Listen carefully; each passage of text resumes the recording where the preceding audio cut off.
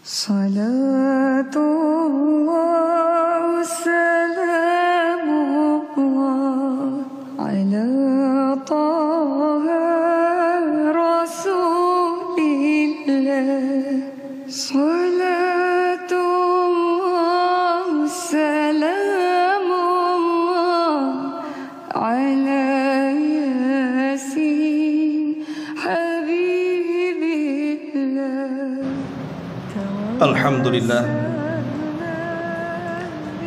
Alhamdulillahilladzi nahmaduhu wa nasta'inuhu wa nastaghfiruh wa na'udzu billahi min syururi anfusina wa sayyiati a'malina. May yahdihillahu fala mudhillalah wa man yudlil fala hadiyalah. Asyhadu an la ilaha illallah wahdahu rabbi la syarika lah wa asyhadu anna Muhammadan abduhu wa rasuluhu alladzi la nabiyya ba'dah, amma ba'du.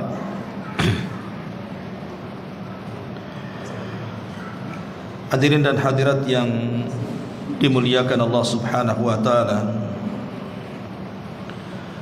Alhamdulillah, di malam hari ini kembali kita bisa duduk bermajlis ilmu di Masjid Muhajirin. Salawat dan juga salam tetap kita hadiahkan kepada Rasul kita Nabi besar Muhammad sallallahu alaihi wa ala alihi wasallam. Pembahasan di malam hari ini adalah pembahasan yang sangat penting sekali, bicara tentang asluddin, asal daripada agama.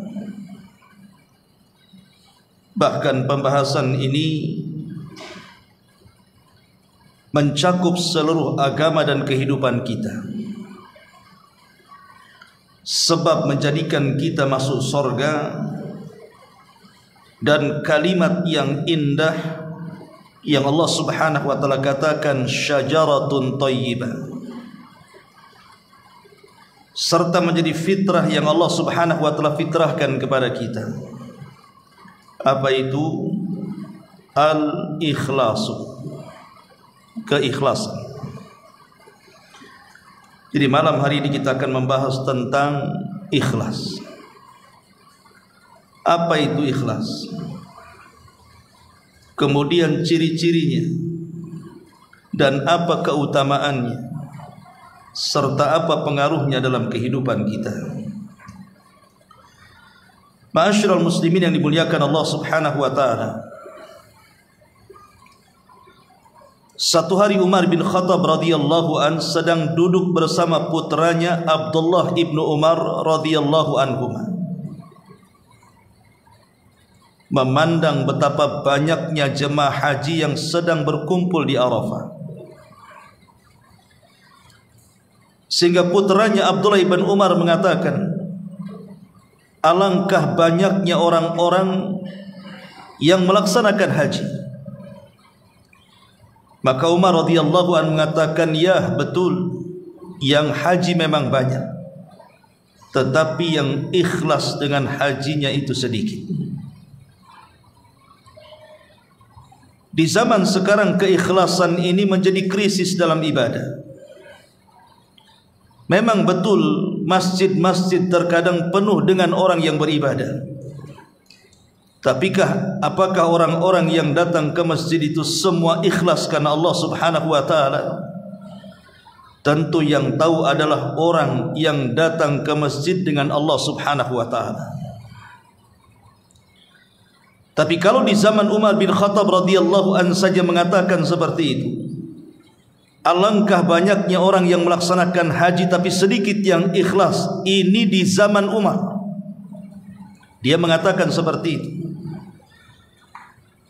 Di mana di zaman itu disabdakan Nabi SAW sebagai zaman terbaik. Khairun nasi qarni thumma alladhina yalunahum thumma alladhina yalunahum. Sebaik-baik manusia adalah generasiku, maksudnya aku dan para sahabat. Kemudian generasi setelahnya para tabi'in dan generasi setelahnya para tabi'ut tabi'in. Jadi Umar bin Khattab radhiyallahu an bicara di generasi terbaik. Harusnya ucapan Umar bin Khattab radhiyallahu an itu bicara di zaman sekarang. Itu cocok dengan keadaannya.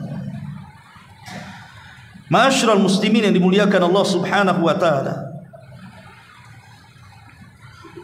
Sedikit kita akan berkisah beberapa para ulama salaf, bagaimana keikhlasan mereka di dalam beribadah kepada Allah Subhanahu wa taala.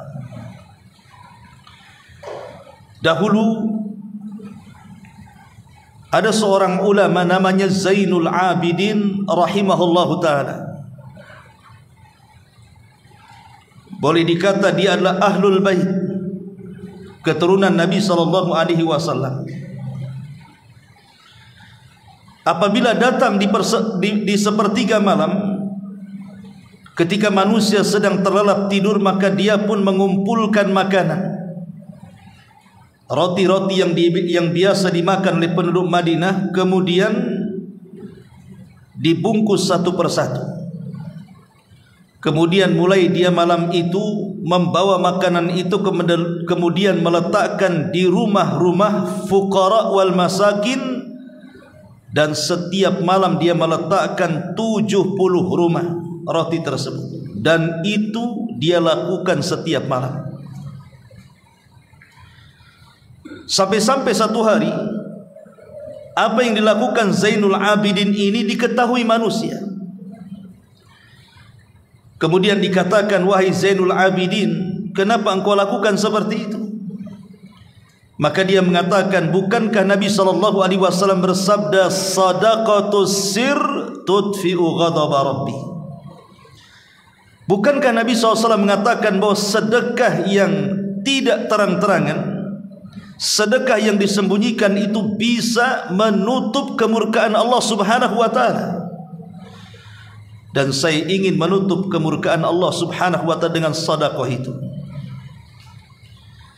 Ma'asyiral muslimin yang dimuliakan Allah Subhanahu wa taala, Sufyan Ats-Tsauri rahimahullahu taala, seorang alim min ulama'i dunya. Satu hari dia masuk ke dalam masjid. Kemudian dia mulai mengambil mushaf dan membaca Al-Quran. Tiba-tiba kemudian saat di tengah-tengah dia membaca Al-Quran, fabaka Sufyan, maka Sufyan pun menangis. Entah apa yang ada dalam pikirannya. Tiba-tiba kemudian terbentik sebuah pemikiran dan mengatakan dalam lamunannya, coba sekiranya teman-temanku hadir dan sama-sama membaca Al-Quran, kemudian sama-sama menangis. Kalimat ini ikhwatu fiddin muliakan Allah Subhanahu wa taala tentu tidak dimaksud sebuah keburukan, karena Sufyan seorang alim ulama. Tapi kata-kata ini adalah was-was daripada syaitan. Ketika Sufyan Ats-Tsauri rahimahullahu ta'ala kemudian tertidur sesaat, tiba-tiba dia bermimpi dalam tidurnya. Datang seseorang dan mengatakan, ya Sufyan, ambillah pahala dari orang yang kau maksud, yang hendak bersama-sama denganmu untuk mengaji dan menangis. Seolah-olah orang ini mengatakan, engkau sudah tidak memiliki pahala lagi. Padahal hanya terbesit kalimat seperti itu dalam otaknya. Coba kalau seandainya ramai orang yang mengaji seperti ini kemudian menangis, itu saja sudah dianggap tidak ikhlas.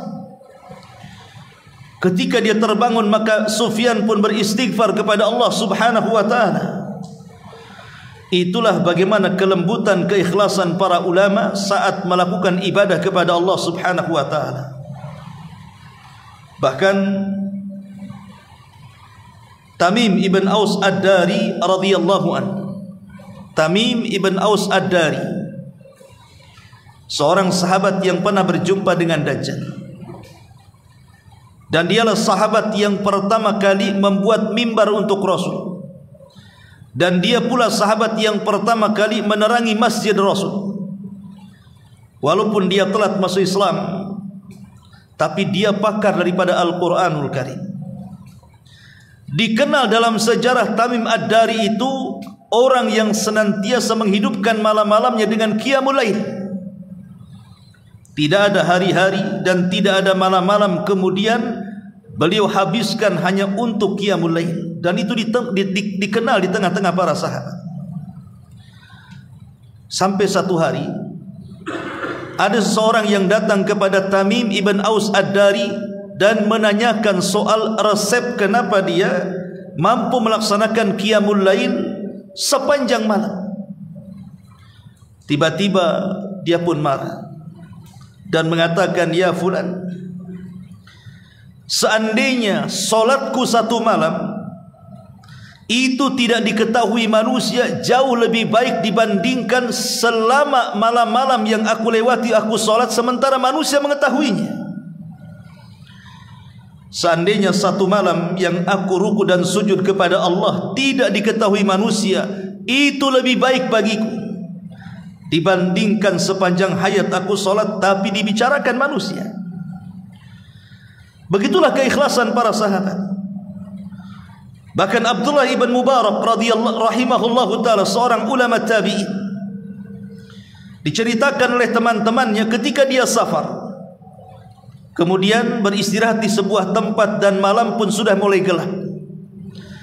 Mulailah di antara teman-teman daripada Abdullah ibn Mubarak ini menyalakan lilin ataupun obor. Tiba-tiba datang angin, kemudian memadamkan lilin atau obor tersebut sesaat. Kemudian teman-temannya Abdullah ibn Mubarak sibuk untuk menyalakan lilin dan obor tadi. Ketika lilin itu sudah nyala, adalah salah seorang di antara mereka melihat wajah daripada Abdullah ibn Mubarak penuh dengan tangisan, sehingga kemudian dia mendekati dan mengatakan, "Wahai Ibnu Mubarak, wa ma yubkik, apa yang membuat anda menangis?" Kemudian Abdullah ibn Mubarak mengatakan, "Tadzakartu zulmatal qabri." Sungguh aku teringat dengan gelapnya kuburan kelak kalau Allah takdirkan aku meninggal. Lihat bagaimana Abdullah ibn Mubarak ketika terjadi kegelapan langsung teringat kuburan. Itulah orang-orang ikhlas, orang-orang yang senantiasa mengingat akhirat setelah kematian. Bahkan Muhammad ibn Sirin rahimahullahu ta'ala, apabila datang di siang hari layaknya seperti orang biasa, berpura-pura bercanda, berpura-pura tertawa. Tetapi kalau datang di malam hari, maka dia menangis seperti orang kesakitan karena hendak dibunuh. Dia menangis sujud kepada Allah subhanahu wa ta'ala. Dihabiskan malam-malam itu untuk bermunajat kepada Allah subhanahu wa ta'ala. Itulah Muhammad ibn Sirin rahimahullahu ta'ala. Bahkan Ayyub As-Sikhtiyani rahimahullahu ta'ala, seorang ulama salaf juga, apabila dia sedang membaca Al-Quran, kemudian dia membaca ayat-ayat tentang azab, ayat-ayat tentang siksa, dia pun menangis. Ketika tiba-tiba dikejutkan dengan seseorang yang masuk ke dalam masjid, maka dia berpura-pura dia tidak sedang menangis, dan dia berpura-pura seolah-olah dia sedang flu, dia sedang batuk, supaya orang tidak tahu dia sedang menangis. Begitulah bagaimana para ulama salaf menyembunyikan keikhlasan mereka kepada Allah subhanahu wa ta'ala. Bahkan Ibnu Abi Dunya, Imam Ibnu Abi Dunya rahimahullahu ta'ala, apabila dia sedang solat di rumahnya, tentunya solat sunnah, karena solat wajib bagi laki-laki di masjid. Apabila dia sedang solat sunnah di rumahnya, tiba-tiba kemudian datang tamu, maka dia langsung membatalkan solatnya dan berpura-pura berbaring, supaya tidak tahu dia sedang solat. Begitulah para ulama salaf, kemudian mereka melindungi keikhlasan mereka kepada Allah subhanahu wa ta'ala. Bahkan dijelaskan tentang Hasan ibn Sinan rahimahullahu ta'ala. Hasan ibn Sinan harus menyembunyikan ibadahnya kepada istrinya sendiri. Jadi kalau di malam hari diceritakan istrinya sendiri, terkadang istrinya harus berpura-pura tidur.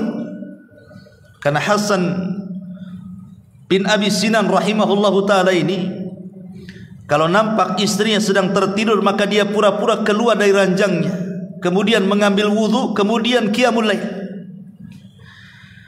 Kalau seandainya dia mendapatkan gerakan dari istrinya seolah-olah dia bangun, maka segera dia menyelesaikan solatnya dan beranjak ke tempat tidurnya lagi. Sampai istrinya satu hari dia berpura-pura tidur. Tapi sampai kapan seperti itu, menyiksa diri? Akhirnya kemudian istrinya bercerita dan tahu apa yang dilakukan suaminya Hasan ibn Abi Sinan rahimahullahu ta'ala ini, dan mengatakan, wahai suamimu, kenapa engkau menyiksa diri? Aku tahu engkau salat malam, aku hanya berpura-pura tidur.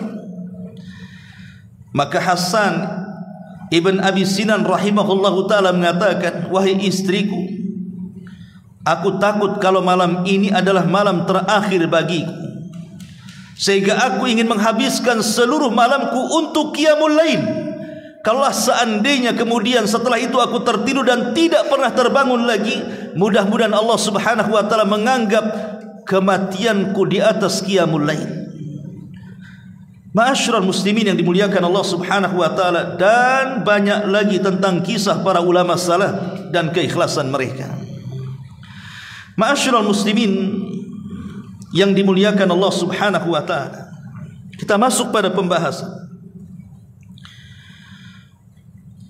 apa itu ikhlas. Apa itu ikhlas? Para ulama ketika membahas tentang definisi ikhlas, maka ulama mengatakan bahwa ikhlas itu secara bahasa adalah membersihkan sesuatu yang kotor. Jadi membersihkan sesuatu yang kotor secara bahasa itu artinya ikhlas. Tapi secara istilah disebutkan para ulama adalah an yaqsidal muslimu bi amalihi ridallahi azza wa jal wa taqarrub ilaihi wahda. Menurut Imam Ibnul Qayyim dalam kitabnya Madarijus Salikin, dia mengatakan ikhlas itu seorang muslim, dia bermaksud dengan amalannya mencari keridhaan Allah subhanahu wa ta'ala dan berusaha untuk taqarrub, mendekatkan diri kepada Allah saja dan mengindahkan yang lainnya. Intinya ikhlas itu beramal karena Allah subhanahu wa ta'ala. Dan ikhlas itu adalah wasiat Allah subhanahu wa ta'ala. Dalam surah Al-Bayyinah ayat 5 Allah mengatakan, wa ma umiru illa liya'budullaha mukhlishina lahud-dina hunafa. Dan tidaklah mereka diperintahkan kecuali untuk beribadah kepada Allah dengan penuh keikhlasan, di mana ketaatan hanya diberikan kepada Allah subhanahu wa ta'ala semata. Dan Allah juga mengatakan dalam surah Al-An'am ayat 162 yang biasa kita hafal, qul inna salati wa nusuki wa mahyaya wa mamati lillahi rabbil alamin. Katakan ya Muhammad, sesungguhnya salatku, penyembelihanku, seluruh hidup dan matiku aku serahkan kepada Allah subhanahu wa ta'ala. Dari sini kita tahu bahwa ikhlas itu adalah wasiat Allah kepada kita, dan ikhlas juga adalah sifatnya para nabi. Allah subhanahu wa ta'ala berfirman ketika mensifati para nabi, di antaranya surah Sad ayat 45 dan seterusnya, wadhkur ibadana Ibrahim wa Ishaq wa Ya'qub ulil aidi wal absar inna akhlasnahum bi khalisati dzikrad dari wa innahum indana laminal mustafinil akhyar. Ketika Allah subhanahu wa ta'ala menyebutkan hamba Allah Ibrahim, Ishak dan juga Ya'qub, maka Allah katakan inna akhlasnahum, sesungguhnya kami telah membuat mereka ikhlas. Jadi para nabi adalah manusia-manusia yang sangat ikhlas kepada Allah Subhanahu wa taala. Sebagaimana Allah mengatakan dalam surah Maryam juga ayat 51, "Wadhkur fil kitabi Musa innahu kana mukhlishan wa kana rasulan nabiyya." Sebutkanlah wahai Muhammad tentang kisah Nabi Musa. Dia adalah hamba Allah yang ikhlas dan dia seorang rasul dan juga seorang nabi. Dari sini kita tahu bahwa ikhlas itu bukan wasiat Allah saja, tapi ikhlas juga sifat para nabi. Artinya kalau kita melakukan ikhlas, berarti kita meniru sifatnya para nabi dan melaksanakan wasiat Allah Subhanahu wa taala. Ma'asyiral muslimin yang dimuliakan Allah Subhanahu wa taala, lalu apa ciri-ciri orang ikhlas ini? Ini yang penting kita bahas. Apa ciri-ciri orang ikhlas itu? Yang pertama, ciri-ciri orang ikhlas itu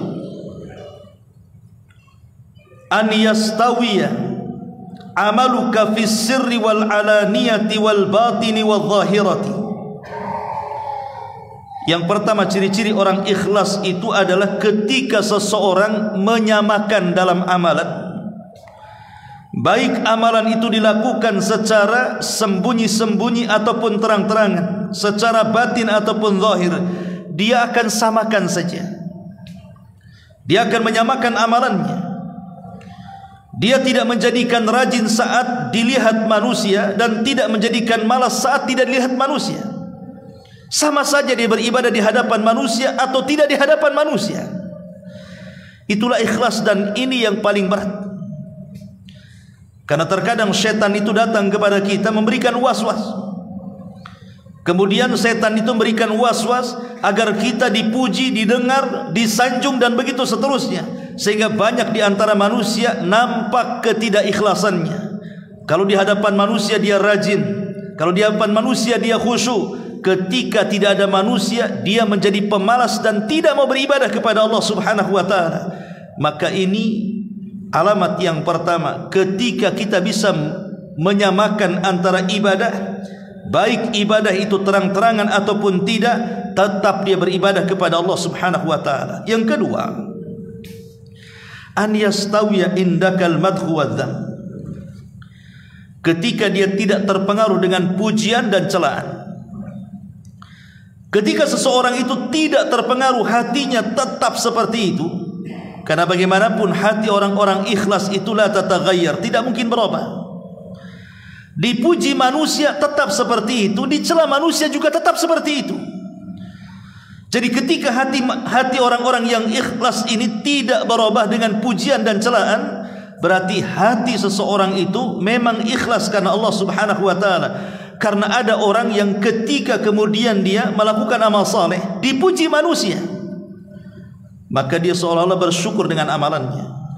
Tapi ketika dicela manusia, dia sakit hati. Akhirnya kemudian dia meninggalkan ibadah. Ini yang kedua. Yang ketiga, alla tatluba syuhudan ala amalika illallah. Ketika kita tidak memerlukan saksi atas amalan kita kecuali Allah. Dalam beribadah tidak perlu saksi. Raqib dan atid sudah menyaksikan kita. Catatan amal nanti yang akan membuktikan amalan kita.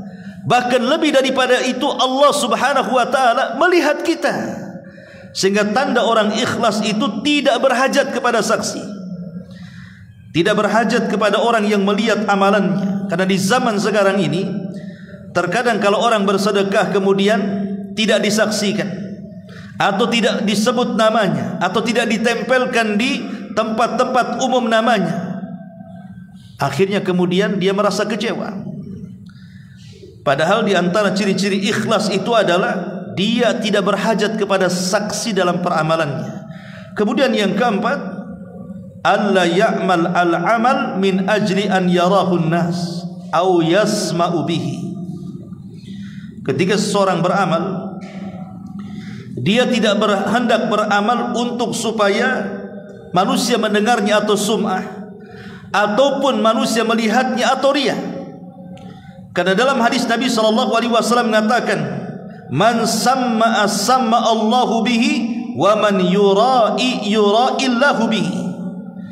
Siapa yang ingin didengar maka Allah akan menjadikan didengar, dan siapa yang ingin terlihat maka Allah akan menjadikannya terlihat. Artinya di dunia kita boleh jadi mungkin beramal saleh, orang menganggap itu sebuah kebaikan, tapi nanti di akhirat Allah Subhanahu wa ta'ala akan bongkar semuanya, bahwa anda ini beramal bukan karena Allah tapi karena manusia. Seperti hadis Nabi SAW yang menjelaskan tentang 3 kelompok yang pertama kali disentuh api neraka. 3 kelompok ini mereka beramal bukan amalan kecil tapi amalan besar.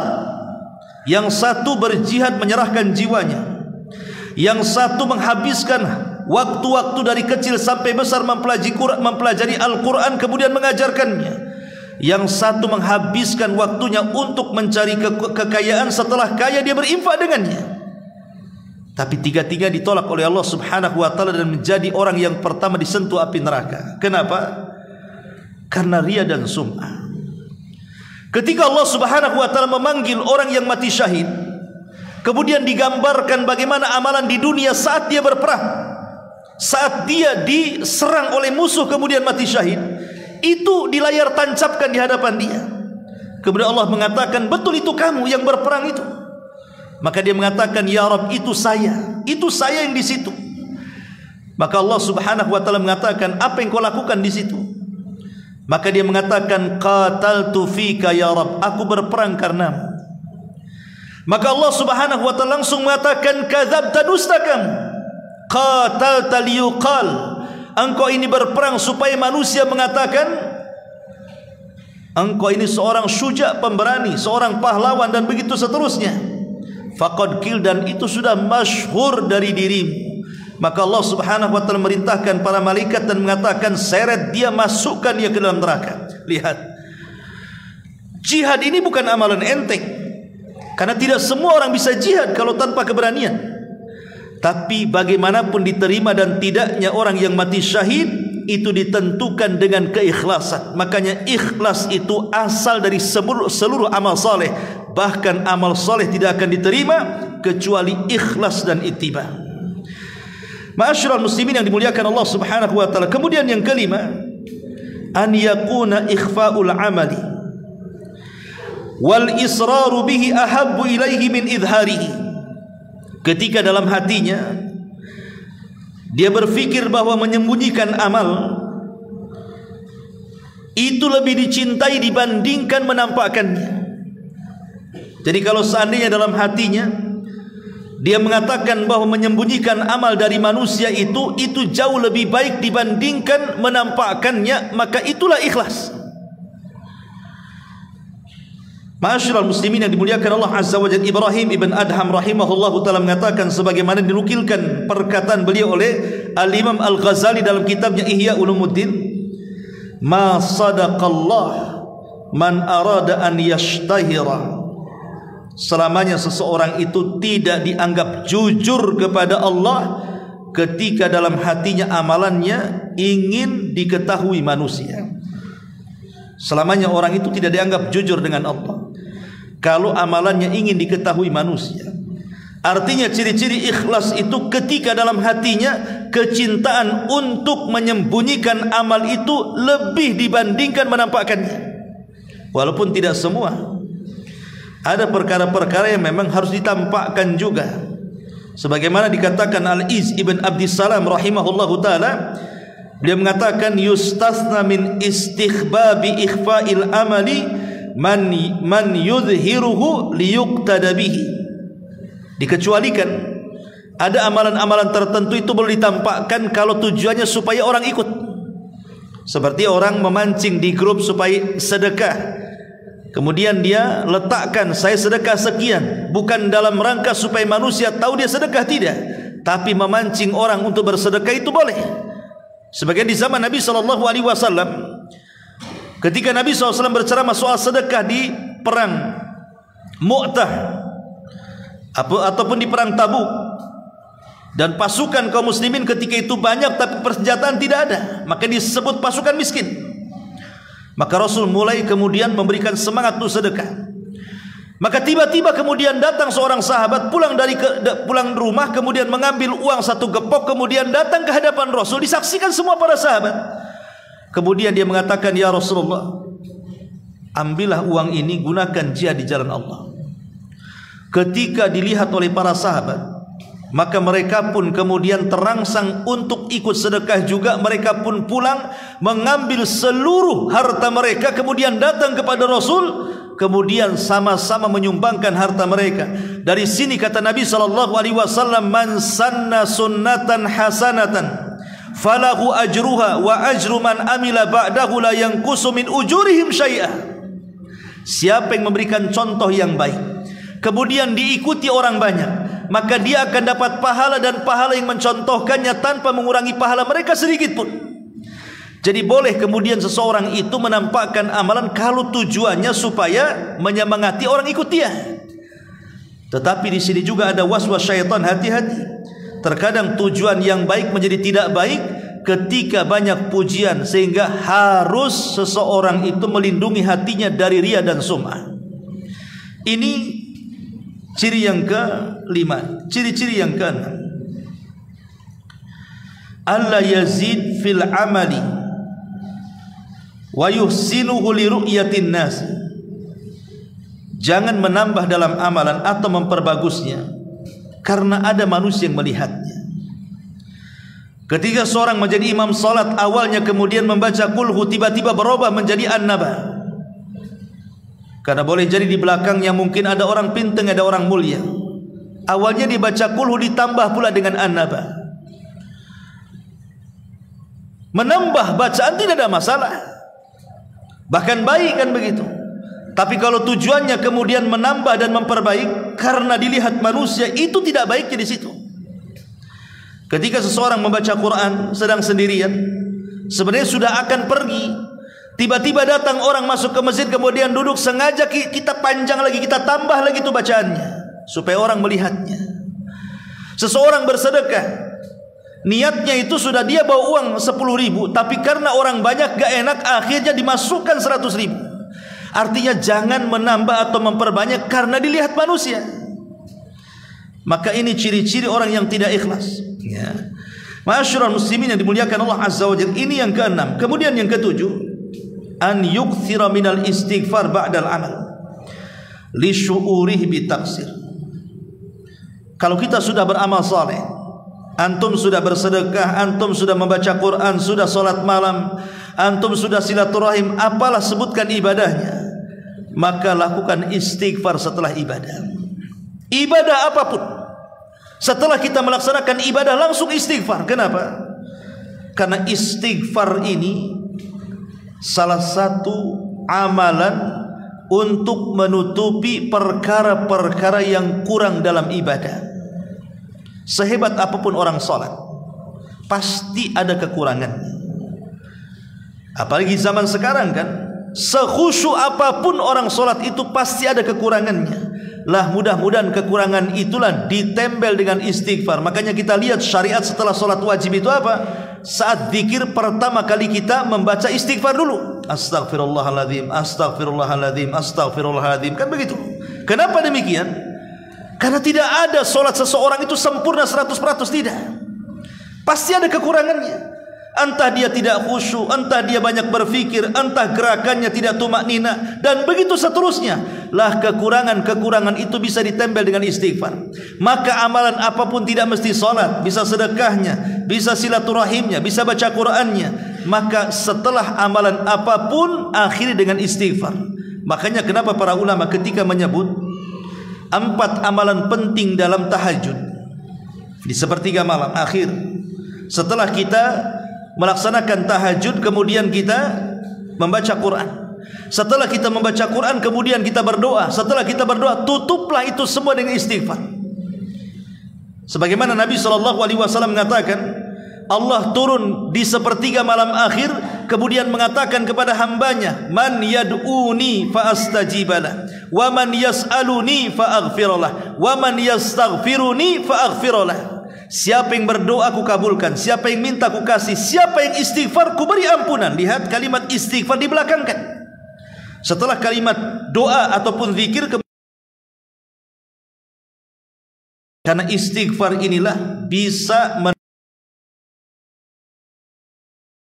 masyarakat muslimin yang dimuliakan Allah Subhanahu wa taala. Makanya seseorang itu harusnya dalam hatinya selalu merasa kurang dalam ibadah, merasa ada ketidaksempurnaan dalam ibadah. Jangan sampai dalam hati kita itu merasa bahwa ibadah kita sudah sempurna. Jangan, karena itu bagian daripada ujub. Lihat bagaimana Ibnu Abi Mulaikah rahimahullahu taala, dia mengatakan sebagaimana asar ini dikeluarkan Imam Bukhari. Beliau mengatakan adarabtu 30 min ashabi Muhammadin sallallahu alaihi wasallam kulluhum yakhafun nifaq ala nafsihi ma minhum ahadun yaqul imanuhu ka imani Jibril. Kata Ibnu Abi Mulaikah rahimahullahu taala, dia mengatakan aku pernah berjumpa, karena dia seorang tabi'in, artinya berjumpa dengan sahabat. Dia mengatakan dari sahabat Nabi Muhammad sallallahu alaihi wasallam seluruhnya takut akan sifat nifak, dan tidaklah salah seorang di antara mereka mengatakan bahwa iman kami sama dengan iman Jibril. Begitulah para sahabat Nabi sallallahu alaihi wasallam, sekelas Umar bin Khattab saja, ketika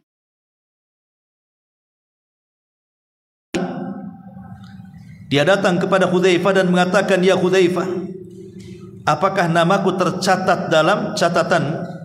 Hudzaifah mengatakan, oh tidak bisa wahai Umar, aku sudah dilarang Rasul, tidak ada yang tahu kecuali aku dan dia.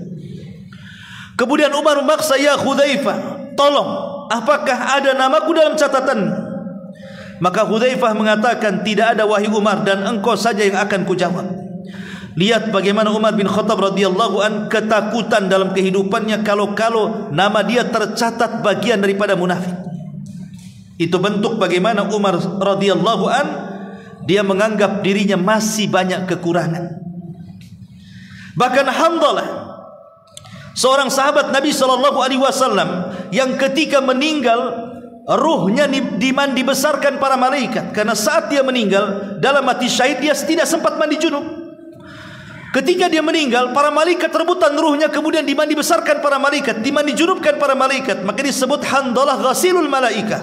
Handalah sahabat yang dimandi besarkan para malaikat. Satu hari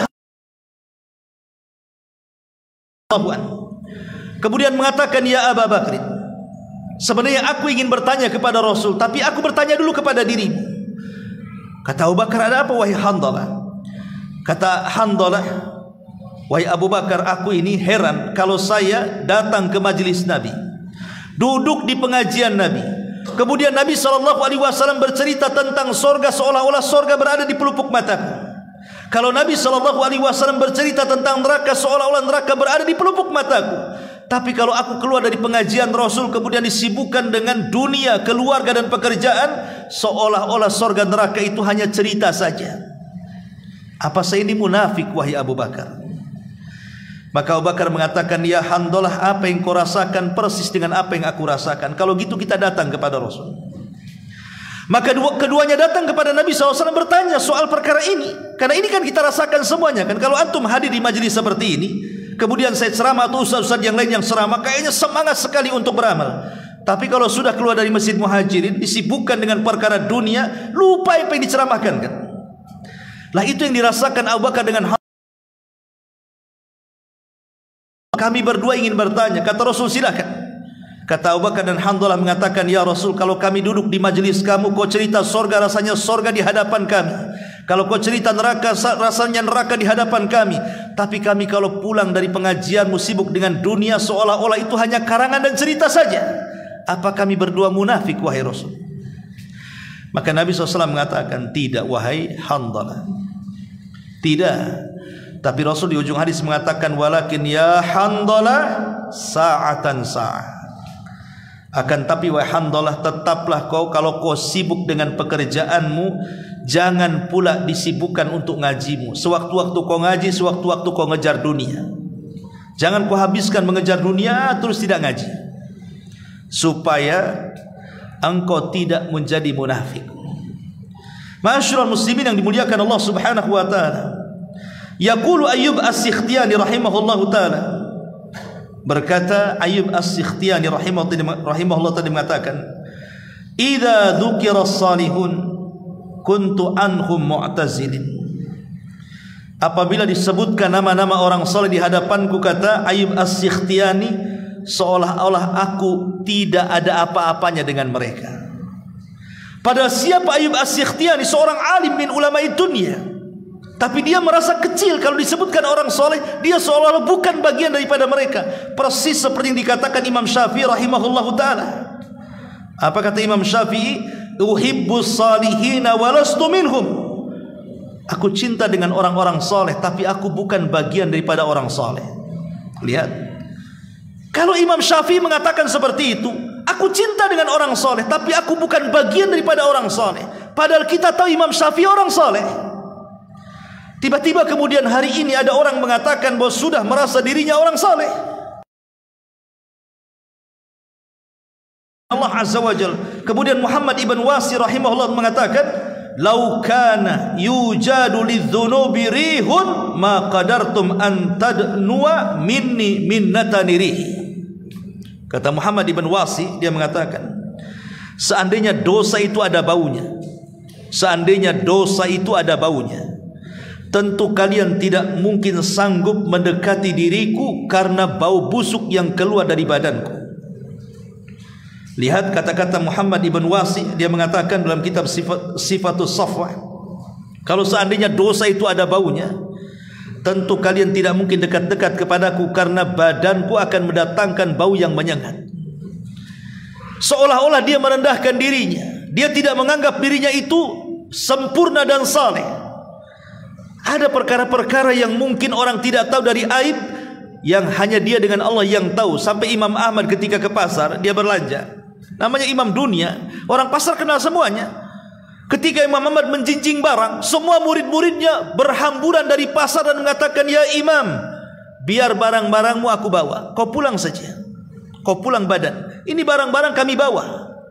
Tapi Imam Ahmad rahimahullah ta'ala mengatakan, "Biarkan aku yang bawa, sesungguhnya kalian tidak tahu aib yang aku lakukan antara aku dengan Allah. Kalau kalian tahu aibku, tentu kalian meletakkan pasir di kepalaku," katanya. Itu sekelas Imam Ahmad. Tahu bahwa dirinya itu banyak taksir, banyak kekurangannya. Maka ciri orang yang ikhlas apabila beramal saleh setelahnya langsung istighfar, karena kita mengetahui bahwa kita ini banyak kekurangan di hadapan Allah Azza wa Jalla. Kemudian yang kedelapan, al-farahu bi taufiqillahi lil amali salih. Senang dengan taufik dari Allah ketika ada dorongan untuk beramal saleh. Allah Subhanahu wa taala mengatakan dalam surah Yunus ayat 58, "Qul," katakan ya Muhammad, "bi fadlillahi wa bi rahmatihi fabidzalika falyafrahu huwa khairun mimma yajma'un." Katakan ya Muhammad, karena karunia Allah dan rahmatnya, dengan itulah kalian berbahagia, itu lebih baik daripada dunia yang kalian kumpulkan. Artinya, kalau dalam hati kita terbentik ingin melakukan amal kebaikan, langsung lakukan. Jangan ditunda-tunda. Makanya Rasul mengatakan, man aradal hajj falyata'ajjal. Barang siapa yang ada keinginan haji, dia sudah punya uang, badannya sehat, berangkat, kata Rasul. Karena bisa saja ada penghalang setelahnya. Kemudian setelah berangkat dan setelah haji, berbahagialah karena kita bisa melaksanakan taufik dari Allah Subhanahu wa taala. Itu ciri-ciri orang yang hatinya ikhlas, ya. Berbahagia dengan taufik dari Allah untuk melakukan amal saleh. Jadi kalau terbentik dalam hati kita, nanti malam saya ingin tahajud, betul-betul ketika terbangun dia tahajud, kemudian dia bahagia dengan tahajudnya. Karena begini, ikhwatu fillah muliakan Allah Azza wa Jalla, kita bertanya jujur pada diri saya, Anda atau siapapun. Siapa di antara kita yang menyengaja bangun tengah malam kemudian salat malam? Siapa di antara kita yang menyengaja bangun tengah malam, diniatkan untuk tahajud, baca Quran, zikir, kemudian berdoa dan istighfar? ataupun siapa di antara kita yang menyengaja kemudian berpuasa, tidak ada orang yang tahu kecuali kita dengan Allah. Atau siapa di antara kita ini yang bersedekah tidak ingin diketahui, cukuplah dia dengan Allah. Atau siapa di antara kita yang kemudian datang ke masjid ketika tidak ada orang, kemudian masuk ke masjid, ambil mushaf, kemudian membaca Quran lillahi ta'ala. Di zaman sekarang ini, orang yang melakukan seperti ini jarang, ikhwan. Karena keikhlasan sudah terkikis dalam ibadah. Tapi kalau seseorang bisa melakukannya dengan bahagia dia dan kepuasan dia dalam beribadah, maka itu ciri daripada keikhlasan. Itulah al-farahu bitaufiqillahi lil amali salih. Dia bangga, dia bahagia dengan taufik dari Allah sehingga dia bisa melakukan amal saleh. Dan itulah para sahabat, mereka berbangga dengan amal saleh. Contoh umpamanya, maksudnya bahagia dengan amal saleh, betul-betul bahagia karena Allah Subhanahu wa taala, bukan karena ria. Saya contohkan Ubay bin Ka'ab radhiyallahu anhu. Satu hari Ubay bin Ka'ab berada di masjid. Tiba-tiba kemudian Nabi SAW jalan di belakangnya. Ketika sampai di pintu masjid, kemudian ditepuk sama Nabi. Kemudian Ubay bin Ka'ab kaget dan melirik Nabi. Kemudian Nabi SAW mengatakan, ya Ubay, amaranillah an aqra'a alaika surat al-bayyinati. Wahai Ubay, aku barusan diperintahkan Allah untuk membacakan surah Al-Bayyinah kepadamu. Subhanallah. Ubay terperanjat. Kenapa nama dia yang disebut-sebut Allah? Kenapa tidak Abu Bakar, Umar, Utsman dan Ali? Kenapa tidak para sahabat yang jelas-jelas mereka memiliki sumbangsi besar dalam Islam? Seperti Abu Bakar Siddiq radhiyallahu an, terkenal dengan sedekahnya, Umar terkenal dengan salatnya, Khalid terkenal dengan jihadnya, Utsman terkenal dengan baca Qur'annya, dan begitu seterusnya. Kenapa mesti dia yang disebut-sebut? Karena Ubay bin Ka'ab adalah orang yang sangat mencintai Al-Quran. Sehingga Nabi SAW mengatakan, ya Ubay, barusan Allah perintahkan aku agar membacakan surah Al-Bayyinah kepadamu. Maka Ubay dengan menangis dan terharu mengatakan, asammanillahu ya Rasulullah, apakah Allah menyebut-nyebut namaku wahai Rasul? Maka Rasul mengatakan, ya, namamu disebut-sebut Allah Subhanahu wa taala. Fabaka. Maka Ubay pun menangis saking terharunya. Terkadang ada orang yang bisa menggabungkan antara tangisan dan kebahagiaan. Itulah Ubay bin Ka'ab radhiyallahu anhu. Dia senang sekali, terharu dan menangis, ya. Kemudian Abu Bakar Siddiq radhiyallahu anhu, saat Nabi SAW siang-siang hari di waktu zuhur datang menemui Abu Bakar. Ketika itu ada Asma dan Aisyah radhiyallahu anha yang masih kecil. Dan Nabi SAW menghendaki hijrah bersama Abu Bakar. Kata Rasul, wahai Abu Bakar, bisa enggak kedua putrimu itu disuruh pergi duluan? Saya ingin menyebutkan sesuatu dengan kamu, kalau bisa dua putrimu tidak mendengarnya. Kata Abu Bakar, ya Rasulullah, dia dua putriku insyaallah amanah, biarkan dia mendengarkannya. Kemudian Nabi SAW mengatakan kepada Abu Bakar, ya Abu Bakrin, innallaha qad adzina li bil hijrah. Wahai Abu Bakar, Allah sudah mengizinkan aku untuk hijrah. Maka Abu Bakar mengatakan, as-suhbatu ya Rasulullah, apakah aku harus menemani wahai Rasul? Maka Rasul mengatakan, as-suhbatu ya Abu Bakar, pasti engkau akan menjadi temanku dalam hijrah, pasti engkau akan menjadi temanku dalam hijrah. Kata Aisyah radhiyallahu anha, aku melihat Abu Bakar Siddiq radhiyallahu saking bahagianya, dia pun menangis, dan aku tidak pernah melihat ada orang yang bisa menggabungkan tawa dan tangisan dalam satu waktu kecuali ketika aku melihat Abu Bakar sangat bahagia sampai menangis. Itulah kebahagiaan karena ketaatan kepada Allah Subhanahu wa taala. Abu Hurairah radhiyallahu anhu, ketika ibundanya masih musyrik, selalu mencaci maki Nabi. Sehingga Abu Hurairah radhiyallahu an terkadang serba salah. Satu sisi dia harus membela Rasul, di sisi lain itu ibunya. Dia berusaha menasihati ibunya, tidak bisa. Akhirnya satu hari dia pun sudah tidak tahan karena Rasul terus saja dihina dan dicaci maki ibunya. Dia datang kepada Rasul, kemudian mengatakan, ya Rasulullah, Ibuku sudah berusaha ku dakwahi, tetapi juga hidayah tidak kunjung tembus ke dalam hatinya. Dan setiap hari dia merendahkan dirimu. Bisa enggak kau berdoa kepada Allah, wahai Rasul, agar ibuku masuk Islam? Akhirnya kemudian Nabi SAW mengangkat kedua tangannya ke langit dan mengatakan, Allahumma hdi li ummi Abi Hurairah, Allahumma hdi li ummi Abi Hurairah, Allahumma hdi li ummi Abi Hurairah. 3 kali Rasul mengatakan, ya Allah berikan hidayah kepada ibunya Abu Hurairah, ya Allah berikan hidayah kepada ibunya Abu Hurairah, ya Allah berikan hidayah kepada ibunya Abu Hurairah. Rasul mendoakan ibunya Abu Hurairah. Dengan senangnya Abu Hurairah menangis karena Rasul mendoakan ibunya. Doa Rasul tentu beda dengan doa kita. Abu Hurairah pulang. Ketika dia pulang, dia terperanjat kaget. Kenapa? Karena ibunya sudah mandi, ibunya sudah berdandan dengan sangat rapi. Tiba-tiba dia mengatakan, asyhadu an la ilaha illallah wa asyhadu anna Muhammadar Rasulullah. Tiba-tiba dia masuk Islam. Dengan bangganya Abu Hurairah radhiyallahu anhu kaget, kemudian kayak tidak percaya kalau ibunya masuk Islam. Kemudian dia datang lagi kepada Nabi SAW. Ya Rasulullah, doakan juga aku dan ibuku agar manusia mencintainya. Maka Nabi SAW kemudian mendoakan agar manusia mencintai ibu Abu Hurairah dan Abu Hurairah. Sejak itu tidak ada manusia yang tidak cinta dengan Abu Hurairah dan ibunya. Sampai hari ini, siapa yang tidak cinta dengan Abu Hurairah radhiyallahu anhu? Ma'asyiral muslimin, itulah kebahagiaan yang menunjukkan keikhlasan. Ini yang ke-8. Yang ke-9, al-mahabbatu li amalil khalwati wal khabi'ati salihati.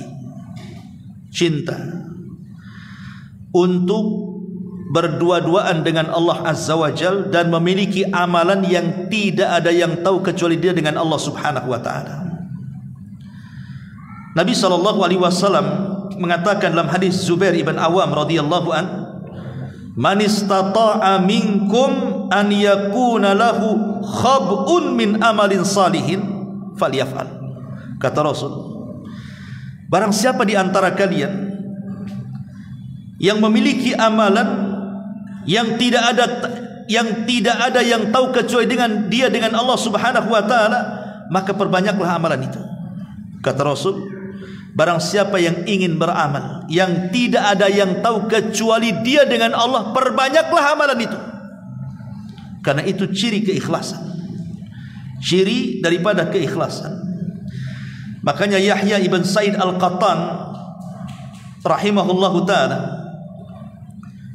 ketika dia di pagi hari sedang berzikir, ya namanya zikir pagi dan petang itu kan ada syariatnya. Dia berzikir sendirian di masjid. Tiba-tiba apabila datang kemudian seseorang ke masjid, maka dia pun terdiam dan hanya bibirnya mengucapkan cukup dia dengan Allah, dia sedang berzikir, dan berpura-pura dia sedang mengantuk supaya orang tidak tahu. Karena dia amalannya ingin tidak diketahui manusia. Dari sini Nabi SAW mengatakan, wa rajulun dzakarallah fafadat aina.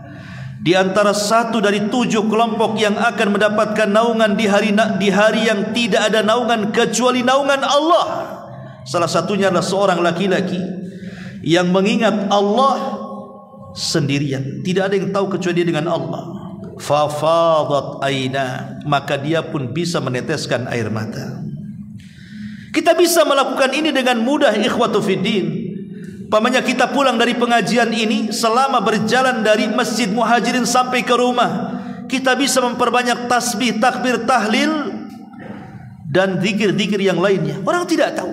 Anda sedang naik motor, Anda sedang naik mobil, Anda sedang jalan kaki. Siapa yang tahu zikirnya antum dari Masjid Muhajirin ke rumah malam-malam?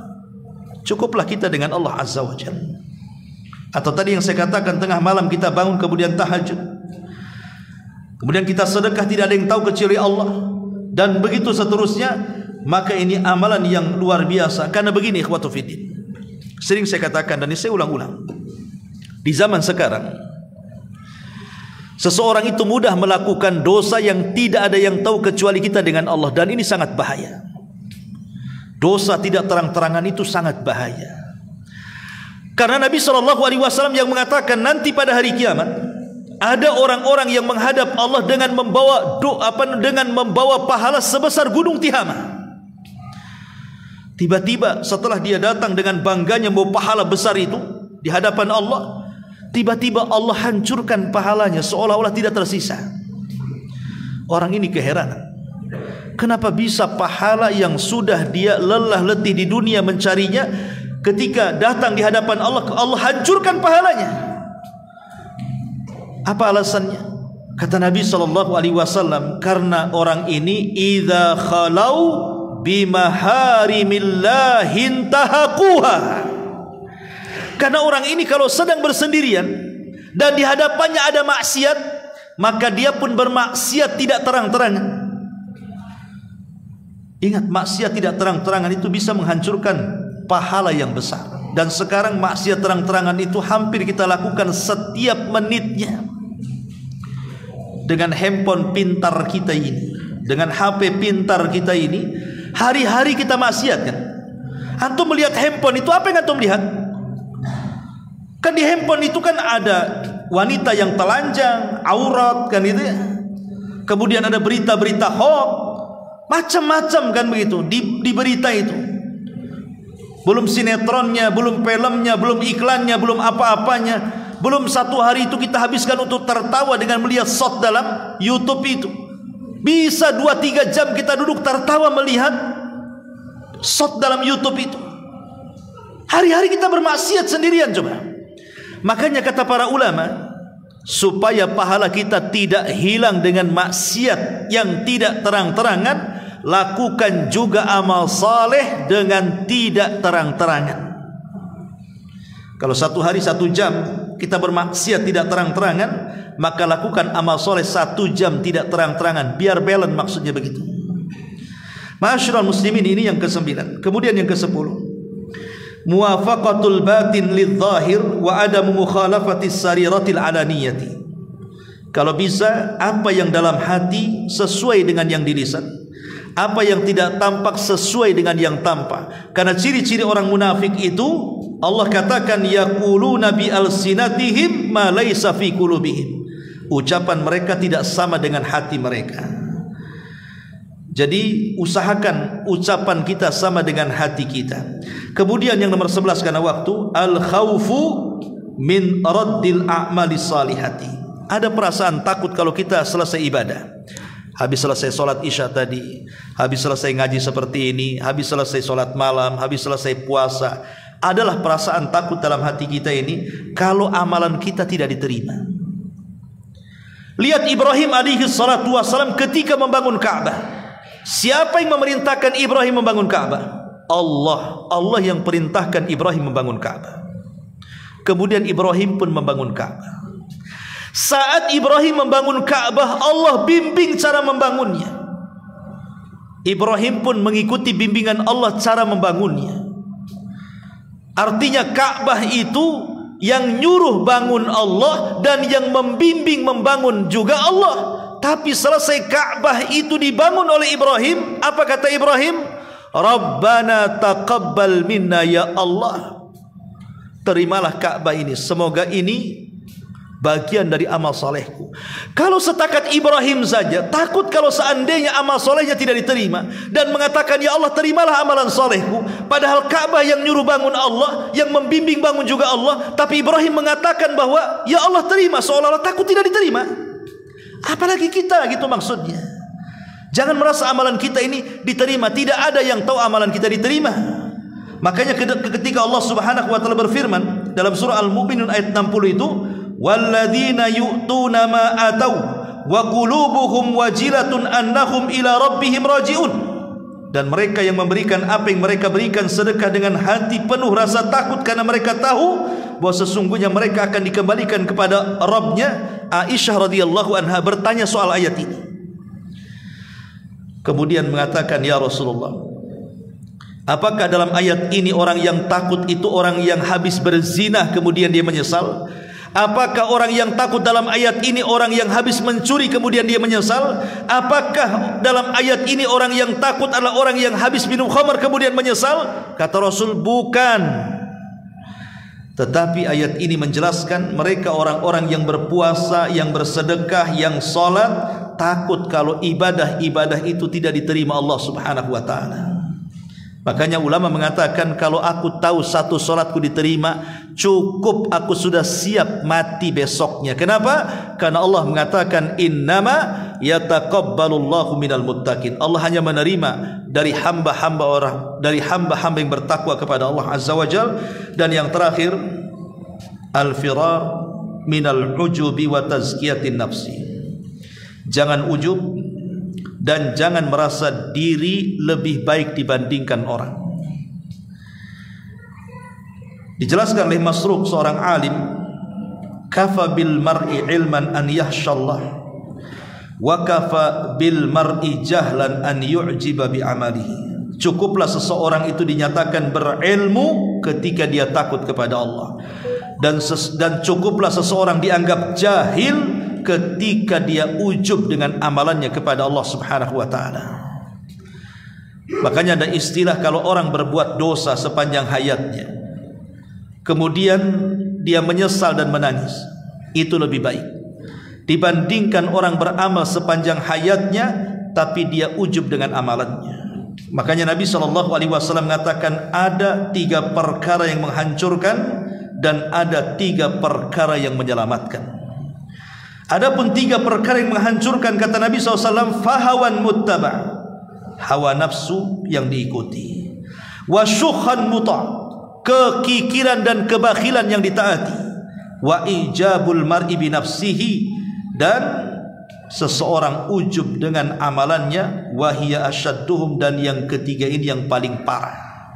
Ketika orang ujub dengan amalannya, merasa dirinya lebih hebat dan orang lain tidak, maka inilah tanda bahwa dia tidak ikhlas kepada Allah Subhanahu wa taala. Inilah diantara pembahasan tentang ikhlas. Banyak pembahasan tentang kisah-kisah ulama salaf, tapi waktu juga, mudah-mudahan ada manfaatnya. Subhanaka wa bihamdika, asyhadu an la ilaha illa anta, astaghfiruka wa atubu ilaik. Allahu taala alam. Assalamualaikum warahmatullahi wabarakatuh.